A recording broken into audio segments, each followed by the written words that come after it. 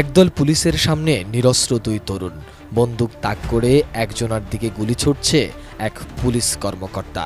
গুলিবিদ্ধ তরুণকে টেনে সরিয়ে নেয়ার চেষ্টা করছিল তারই বন্ধু, সেখানেও গুলি। শেষ পর্যন্ত না পেরে বেঁচে যাওয়া তরুণ দৌড়ে পালিয়ে যায়। বন্ধুকে রক্ষা করতে না পারার কষ্ট তাড়িয়ে বেড়ায় রাহাতকে।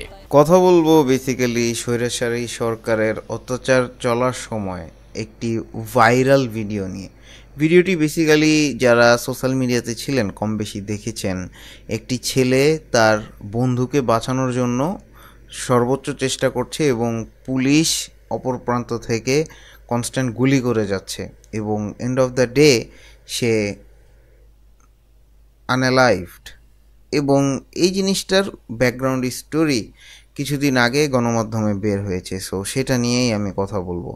যে ছেলেটা নিহত হয়েছে তার নাম তাইম এবং যে তাকে বাঁচানোর চেষ্টা করছিল সে ছেলেটার নাম রাহাত। এবং সে তার স্টোরিতে বা তার এক্সপ্লেনেশনে বলে যে কিভাবে আসলে এই কঠিন পরিবেশে এর সম্মুখীন তারা হয়। সেরা বলে তারা একটা চায়ের দোকানে ছিল এবং সেখান থেকে পুলিশ হঠাৎ কোথা থেকে এসে আক্রমণ করে এবং যেখানে আসলে এলোপাথারি গুলি ছুটতে থাকে, যেখানে তাইম নামের ছেলেটি গুলিবিদ্ধ হয় এবং তাকে উদ্ধার করার চেষ্টা করে তার বন্ধু রাহাত, কিন্তু আনফর্চুনেটলি তা পারে না।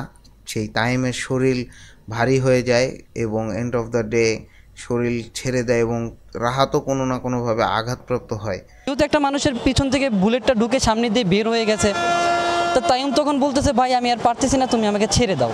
তাই ওই জায়গাটা থেকে তাকে আর ওই সময়টাতে তাকে নিয়ে যাওয়ার মতো অবস্থা, যেহেতু তার পুরো শরীরটা ছেড়ে দিয়েছে বা আমারও পায়ে তীব্র যন্ত্রণা একটা ফিল হচ্ছিল, ওই জায়গাটা থেকে তাকে আমি ছেড়ে পিছনের দিকে দৌড় দিই। যখন আমি দৌড় দিই তখনও পুলিশ অজস্রভাবে গুলি করে, আমার দিকে গুলি করে। তাই কিন্তু দিন শেষে আসলে তাকে বাঁচাতে পারে না এবং এই জিনিসগুলোই আসলে তখন এক্সপ্লেন করা হয়। এবং যদিও ভিডিও এভিডেন্স থাকার পরেও এই জিনিসে কোনো স্টেপ এখনও নেওয়া হয়নি। আশা করি নতুন গভর্নমেন্ট আসছে, আপাতত সাময়িক যে গভর্নমেন্ট, তারা এই জিনিসটার একটা সঠিক বিচার করবে, কারণ প্রপার এভিডেন্স এবং প্রপার সকল ইনফরমেশন এখন অ্যাভেলেবল এবং সবাই যেহেতু এখন বাকস্বাধীনতা ফিরে পেয়েছে এবং এর জন্য প্রপার নিয়ম এবং প্রপার বিচার এক্সিকিউট হবে।